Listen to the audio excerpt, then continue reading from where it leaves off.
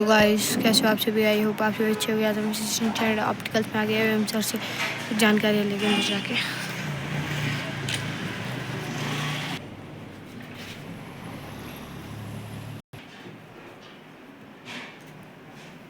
नमस्ते सर, कैसे हो आप? नमस्ते सौरभ जी। हमें मोतिया का ऑपरेशन कब कराना चाहिए?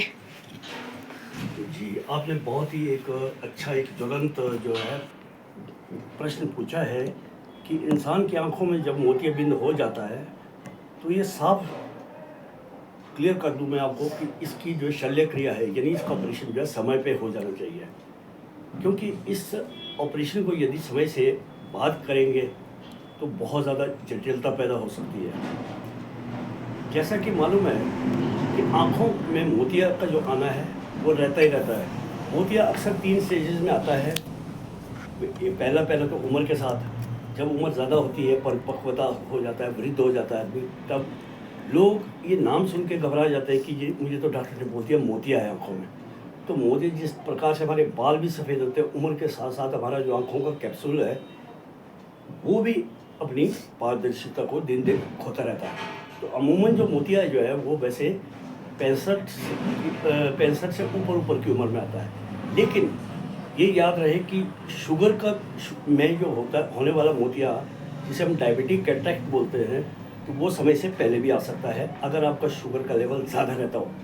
और इसमें और भी कई चीज़ें होती हैं, और जैसे सपोज़ का ट्रॉमा हो जाता है, चोट लगती है किसी को, अगर दाईं ओर लगेगी तो उस ऐसी स्थिति में मरीज़ को हॉस्पिटल में ऑब्जर्वेशन के लिए रखा जाता है, और आ गया उसे तो 24 घंटे के अंदर तो मोतिया भी आ सकता है, अगर नहीं आए तो अपनी उम्र के साथ आता है।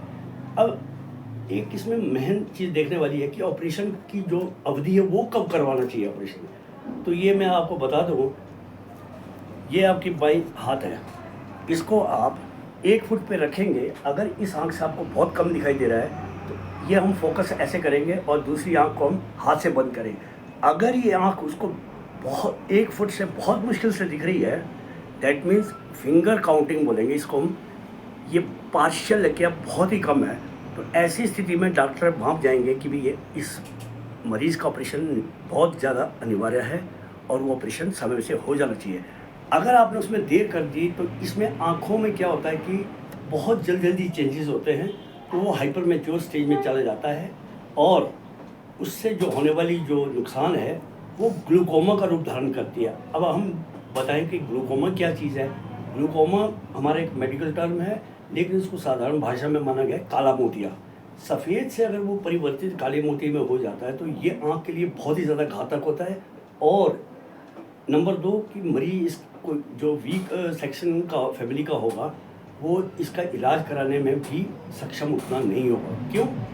ये दवाई बहुत महंगी होती है, और उसको जब तक आजीवन है वो दवाई उसको डालते रहनी पड़ेगी, और जो है उसमें पेनफुल बहुत होता है, उसमें आँखों का जो दाब है वो बढ़ जाता है, इंट्राओकुलर जो प्रेशर जिसको हम आईओपी बोलते हैं वो बढ़ जाता है, जिससे मरीज़ को जो है बहुत ही ज़्यादा नुकसान होता है, और दिन दिन उसकी जो आँख का पर्दा है वो कमज़ोर होता रहता है, और जो है इवन पारदर्शिता जब ख़त्म हो जाएगी तो उससे देखना भी उसको मुश्किल हो जाता है। तो मेरा मानना यही होगा कि हम इसके प्रति सजग रहें, और ये भारत में इसका जो इंसिडेंस है, जो भारत में जो है इसका जो मापदंड माना गया वो अंधता का जो ग्राफ है उसमें 80% जो है उत्तरदायी जो है वो मोतिया ही होता है, जिसके प्रति इंसान लापरवाही, थोड़ी सी लापरवाही करने से उसको आजीवन जो बाकी जीवन है उसमें उसको दुख भोगना पड़ता ही है।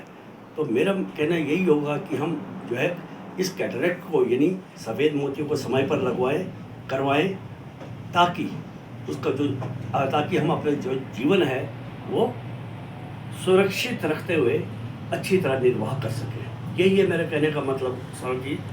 दर्शकों से मेरा यही अभिवादन है कि वो इस चीज़ को बड़े ध्यान से सुने और समझे जो कहा गया ये मैंने मेरी ओर से। तो जो है आपने सारी चीज़ों को साइड में रख करके अगर आपको ऑपरेशन के लिए बोला गया तो आप उसको समय से करवा दें, तभी आपका इसमें कल्याण होगा। धन्यवाद सर, अब नेक्स्ट वीडियो में मिलते हैं। धन्यवाद सौरभ जी।